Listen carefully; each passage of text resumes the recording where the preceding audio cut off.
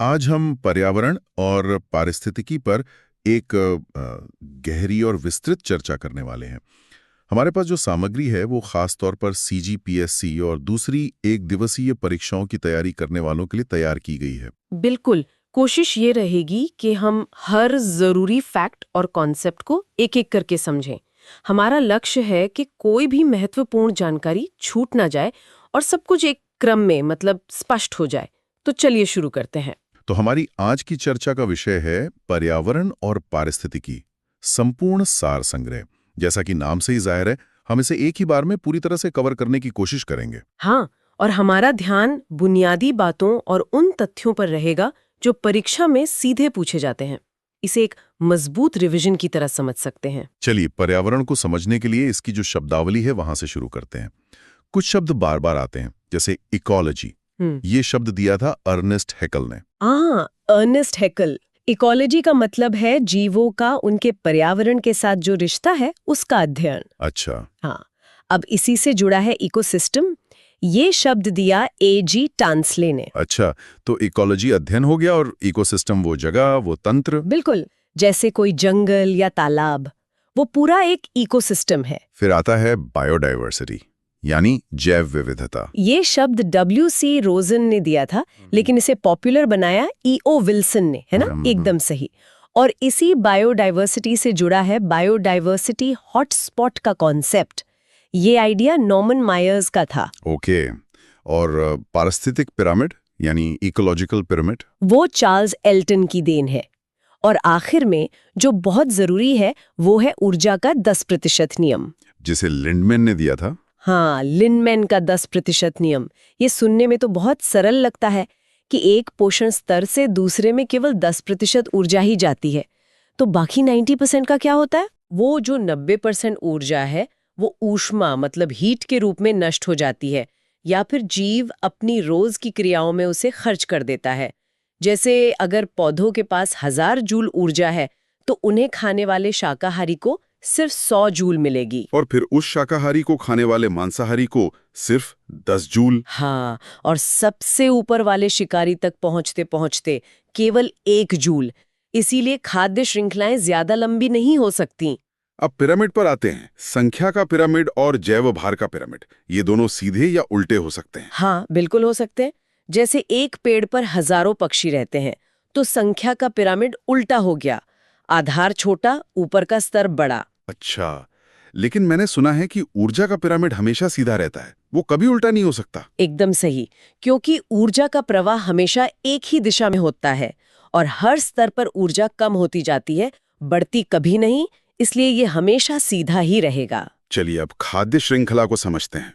सबसे नीचे कौन होता है? सबसे निचले स्तर पर होते हैं उत्पादक, यानी प्रोड्यूसर्स, मतलब हरे पौधे जो अपना भोजन खुद बनाते हैं। और इन उत्पादकों को खाते हैं प्राथमिक उपभोक्ता। हाँ, ये शाकाहारी होते हैं, जैसे हिरन हो गया, खरगोश हो गया। ठीक है, इसके बाद आते हैं द्वितीयक उपभोक्ता जो मांसाहारी होते हैं, जैसे लोमड़ी जो खरगोश को खाती है। और फिर सबसे ऊपर, टॉप पर, श्रृंखला के शीर्ष पर होते हैं तृतीयक उपभोक्ता या टॉप कार्निवोर्स, जैसे बाघ, जिन्हें आमतौर पर कोई और नहीं खाता। चलिए, अब प्रजातियों के संरक्षण से जुड़े अंतर्राष्ट्रीय प्रयासों पर आते हैं। इसमें सबसे महत्वपूर्ण संस्था है IUCN। इसकी स्थापना कब हुई थी? IUCN की स्थापना 5 अक्टूबर 1948 को फ्रांस में हुई थी और इसका जो हेडक्वार्टर है वो ग्लैंड, स्विट्जरलैंड में है। और इसका मुख्य काम क्या है? इसका मुख्य लक्ष्य है दुनिया भर की प्रजातियों की संरक्षण स्थिति का मूल्यांकन करना, और इसी के लिए ये रेड डेटा लिस्ट प्रकाशित करता है, जिसकी शुरुआत 1964 में हुई। अच्छा, इस लिस्ट में 9 श्रेणियां हैं और इसमें रंगों का भी इस्तेमाल होता है, लाल, गुलाबी, हरा। हाँ, लाल रंग का मतलब है कि प्रजाति विलुप्त मतलब एक्सटिंक्ट हो चुकी है। गुलाबी रंग घोर संकटग्रस्त यानी क्रिटिकली एंडेंजर्ड के लिए है, और हरा रंग उन प्रजातियों के लिए है जिनकी संख्या में सुधार हो रहा है। और एक शब्द आता है थ्रेटेंड या संकटग्रस्त। हाँ, ये एक व्यापक श्रेणी है। इसमें वल्नरेबल, एंडेंजर्ड और क्रिटिकली एंडेंजर्ड ये तीनों ही शामिल हैं। तो अब घोर संकटग्रस्त श्रेणी को थोड़ा और समझते हैं। किसी प्रजाति को इस श्रेणी में रखने का आधार क्या है? इसके मानदंड बहुत सख्त हैं, जैसे पिछले 10 सालों में आबादी 80% से ज्यादा घट गई हो, या फिर उस प्रजाति के कुल जीवों की संख्या 50 से भी कम रह गई हो। भारत में कौन सी प्रमुख प्रजातियां हैं इस श्रेणी में? इसमें ग्रेट इंडियन बस्टर्ड है, जो राजस्थान का राज्य पक्षी है। Himalayan quail, pink headed duck और घड़ियाल भी इसी में आते हैं। और एक द वल्चर क्राइसिस का भी जिक्र आता है। हाँ, ये बहुत जरूरी है। भारत में गिद्धों की आबादी, खासकर व्हाइट रम्प्ड गिद्धों की 99% से भी ज्यादा खत्म हो गई। 99%? और इसकी वजह थी एक दवा डिक्लोफेनेक। बिल्कुल। मवेशियों को दी जाने वाली ये दर्द निवारक दवा जब गिद्धों के शरीर में पहुंची तो उनकी किडनी फेल हो गई और इससे पूरा इकोसिस्टम गड़बड़ा गया। ये वाकई चौंकाने वाला है। अब घोर संकटग्रस्त से अगली श्रेणी संकटग्रस्त यानी एंडेंजर्ड पर आते हैं। इसमें कौन कौन शामिल है? इसमें भी भारत के कई जाने पहचाने जीव हैं, जैसे बंगाल टाइगर, एशियाई शेर, हिम तेंदुआ और लायन टेल्ड मकाक भी। एक सींग वाला गैंडा भी इसी में है? हाँ, एक सींग वाला गैंडा भी संकटग्रस्त है। अवैध शिकार इसके लिए सबसे बड़ा खतरा है। समुद्री जीवों में ऑलिव रिडले कछुए भी इसी श्रेणी में आते हैं। और अब उन प्रजातियों की बात करते हैं जो विलुप्त हो चुकी हैं। इसमें सबसे प्रसिद्ध है मॉरिशस का डोडो, फिर पैसेंजर पिजन जो अत्यधिक शिकार के कारण विलुप्त हो गया, और तस्मानियन टाइगर जिसे 1936 के बाद नहीं देखा गया। हाल के वर्षों में भी कोई प्रजाति विलुप्त हुई है? हाँ, दुख की बात है कि 2019 में चाइनीज पैडल फिश को विलुप्त घोषित कर दिया गया। और एक चिंता की बात यह भी है कि हमारे आसपास दिखने वाली गौरैया और कौओं की संख्या भी तेजी से घट रही है। चलिए अब ध्वनि प्रदूषण पर बात करते हैं। ध्वनि तरंगों की 3 श्रेणियां हैं ना? हाँ, पहली है अपश्रव्य या इंफ्रासोनिक, जो 20 हर्ट्ज से कम होती है। इसे कुत्ते, हाथी सुन सकते हैं, हम नहीं। और दूसरी है श्रव्य, जिसे हम सुन सकते हैं। बिल्कुल, वो 20 हर्ट्ज से 20,000 हर्ट्ज के बीच होती है। ये मानव कान की सुनने की क्षमता है। और तीसरी है पराश्रव्य या अल्ट्रासोनिक, जो 20,000 हर्ट्ज से ज्यादा होती है। चमगादड़, सोनार, ये सब इसका इस्तेमाल करते हैं। और ये बात भी सही है कि ध्वनि ठोस में ज्यादा तेजी से चलती है। एकदम सही। इसीलिए रेलवे ट्रैक पर कान लगाकर ट्रेन की आवाज दूर से ही सुनी जा सकती है, हवा में आने से पहले। अब बात करते हैं जल प्रदूषण और उससे जुड़ी बीमारियों की।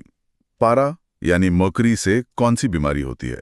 पारे से होता है मिनी माता रोग, जो सीधे मस्तिष्क पर असर करता है। और कैडमियम से? कैडमियम से होता है इटाई रोग। यह हड्डियों को बहुत कमजोर बना देता है। आर्सेनिक से ब्लैकफुट रोग होता है। सही कहा। हाँ, और नाइट्रेट की अधिकता से छोटे बच्चों में ब्लू बेबी सिंड्रोम हो जाता है। अब वायु और औद्योगिक प्रदूषण पर आते हैं। कोयला जलाने से जो फ्लाई ऐश निकलती है, उसका क्या होता है? फ्लाई ऐश एक प्रदूषक है, लेकिन अब इसका इस्तेमाल ईंटें और सीमेंट बनाने में किया जा रहा है। मीथेन गैस धान के खेतों से निकलती है। और लेड या सीसा पहले पेट्रोल में मिलाया जाता था और अखबार की स्याही में भी होता है। और कार्बन मोनोऑक्साइड, जिसे साइलेंट किलर कहते हैं। हाँ, ये हीमोग्लोबिन से जुड़कर ऑक्सीजन के प्रवाह को रोक देती है, इसीलिए इसे दम घूंटू गैस भी कहते हैं। इसी संदर्भ में भोपाल गैस त्रासदी का जिक्र जरूरी है। 2 दिसंबर 1984। अब बात करते हैं ग्रीन हाउस गैसों की। ये पृथ्वी के चारों ओर एक हीट ट्रैप की तरह काम करती हैं। हाँ, प्रमुख ग्रीन हाउस गैसें हैं carbon dioxide, methane, nitrous oxide, ozone, CFCs और जलवाष्प। ये गर्मी को रोकती हैं, जो जीवन के लिए जरूरी है। लेकिन इनकी अधिकता ही ग्लोबल वार्मिंग की वजह है। बिल्कुल, जब ये गैसें जरूरत से ज्यादा हो जाती हैं, तो पृथ्वी का तापमान बढ़ने लगता है। अब देखते हैं कि भारत में संरक्षण के लिए क्या क्या कानून बनाए गए हैं। इसकी शुरुआत 1952 की पहली राष्ट्रीय वन नीति से हुई, जिसका लक्ष्य 33% वन कवर था। फिर 1972 में वन्यजीव संरक्षण अधिनियम आया। हाँ, और उसी के अगले साल 1973 में प्रोजेक्ट टाइगर शुरू हुआ, जो कि बहुत सफल रहा। 1986 में पर्यावरण संरक्षण अधिनियम आया, भोपाल त्रासदी के बाद। सही है। फिर 1988 में वन नीति को संशोधित किया गया और 1992 में प्रोजेक्ट एलिफेंट शुरू हुआ। और 2002 में जैव विविधता अधिनियम, हाँ, बायोडाइवर्सिटी एक्ट 2002 में पारित हुआ। अब कुछ अंतर्राष्ट्रीय संधियों की बात कर लेते हैं। 1971 का रामसर सम्मेलन किससे जुड़ा है? रामसर सम्मेलन आर्द्र भूमियों यानी वेटलैंड्स के संरक्षण से संबंधित है। और 1987 का मॉन्ट्रियल प्रोटोकॉल, वो ओजोन परत को नुकसान पहुंचाने वाले CFCs को नियंत्रित करने के लिए था। और ये बहुत सफल भी रहा। 1992 में पृथ्वी शिखर सम्मेलन हुआ, जिसमें एजेंडा 21 को अपनाया गया। हाँ, फिर ग्रीन हाउस गैसों को कम करने के लिए क्योटो प्रोटोकॉल आया और हाल ही में पेरिस समझौता, जिसका लक्ष्य तापमान वृद्धि को 1.5 से 2 डिग्री सेल्सियस तक सीमित करना है। और करंट अफेयर्स के लिहाज से COP30 जो 2025 में ब्राजील में होगा। बिल्कुल, बेलेम में। इसका मुख्य मुद्दा क्लाइमेट फाइनेंस और मीथेन उत्सर्जन होगा। अब कुछ महत्वपूर्ण आंकड़ों पर आते हैं। दुनिया में कुल 36 बायोडाइवर्सिटी हॉटस्पॉट्स हैं, जिनमें से 4 भारत में हैं। हाँ, भारत के 4 हॉटस्पॉट्स हैं: हिमालय, इंडो-बर्मा, पश्चिमी घाट और सुंडालैंड। और सबसे ज्यादा जैव विविधता उष्णकटिबंधीय वर्षावनों में पाई जाती है। भारत में कुल रामसर स्थलों की संख्या अब 96 हो गई है। जी हाँ, 96। पहले रामसर स्थल थे चिल्का झील और केवलादेव। और हाल ही में छत्तीसगढ़ का कोपरा जलाशय और राजस्थान की सिलेसर झील को जोड़ा गया है। बिल्कुल। इसके अलावा 2025 तक इंदौर और उदयपुर को वेटलैंड सिटीज के रूप में विकसित करने का लक्ष्य है। चलिए, अब कुछ त्वरित परीक्षा तथ्यों पर आते हैं। महत्वपूर्ण दिवस: 21 मार्च वानिकी दिवस, 22 मार्च जल दिवस, 22 अप्रैल पृथ्वी दिवस, 5 जून पर्यावरण दिवस और 16 सितंबर ओजोन दिवस। ये सभी बहुत जरूरी हैं। अब कुछ प्रसिद्ध उपनाम: डॉल्फिन मैन है रविंद्र कुमार सिन्हा, भारत में पारिस्थितिकी के जनक हैं रामदेव मिश्र, बर्ड मैन है सलीम अली और हरित क्रांति के जनक MS स्वामीनाथन। एक आतंकवादी वृक्ष भी है यूकेलिप्टस। ऐसा क्यों? क्योंकि ये जमीन से बहुत ज्यादा पानी सोखता है, जिससे भूजल स्तर गिर जाता है। अच्छा। और रेडिएशन सबसे पहले अस्थि मज्जा यानी बोन मैरो को प्रभावित करता है। हाँ, और भारत में न्यूक्लियर फ्यूल के लिए यूरेनियम से ज्यादा थोरियम के भंडार हैं।